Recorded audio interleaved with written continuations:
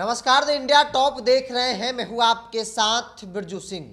चिराग पासवान की पार्टी में फिलहाल भगदड़ मची है। सैकड़ों की संख्या में लोगों ने पार्टी छोड़ दिया है।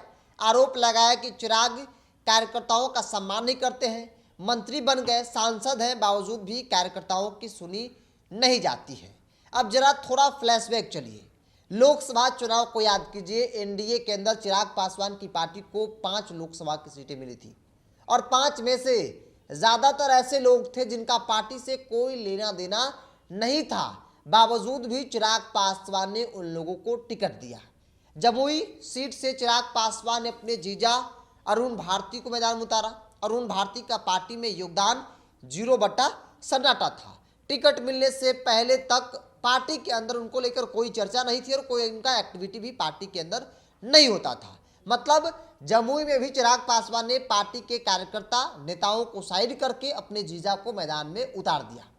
इसके बाद समस्तीपुर से बिहार सरकार में मंत्री जेडीयू के नेता अशोक चौधरी की बेटी सांभी चौधरी को टिकट दिया। सांभी चौधरी कौन थी? सांभी चौधरी का पार्टी में क्या योगदान था?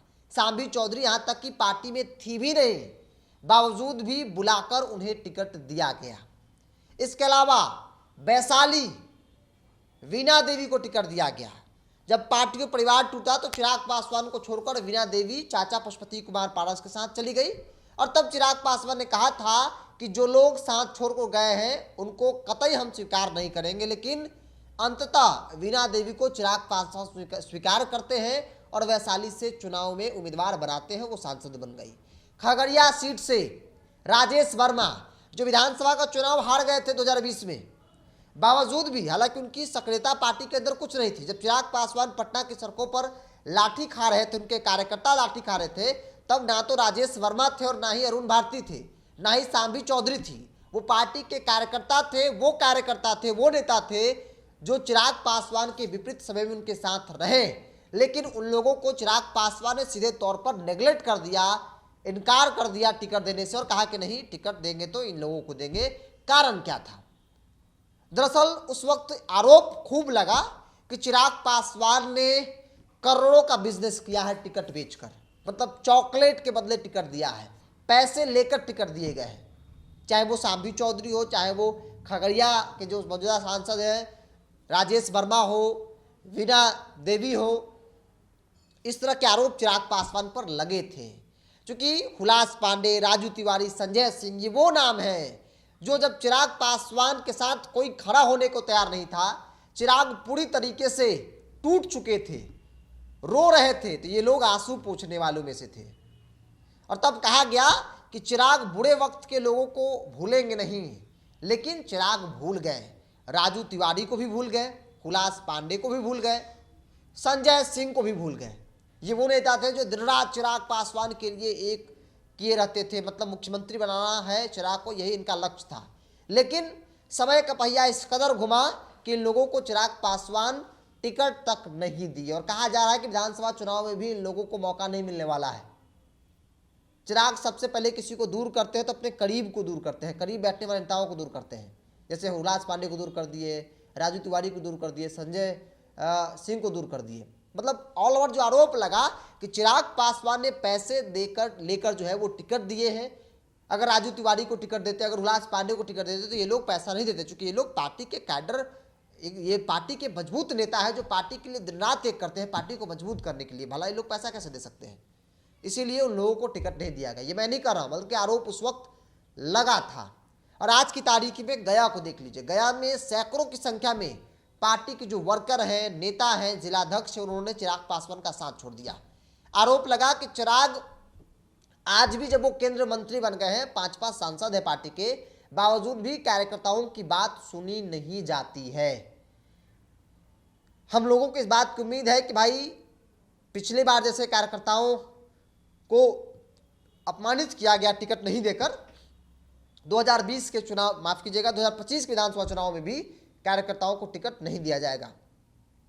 क्योंकि चर्चा है इस बात की और पार्टी के अंदर भी खुद चर्चा है। इसीलिए चर्चा हो रही कि राजू तिवारी भी छोड़ सकते हैं, क्योंकि राजू तिवारी जिस सीट से चुनाव लड़ना चाहते हो भाजपा का सीट है और चिराग पासवान भाजपा पर प्रेशर नहीं बना सकते कि भाई आप सीट छोड़ दीजिए। इसीलिए राजू तिवारी को ऐसा लग रहा है कि चिराग पासवान विश्वसनीय नहीं है।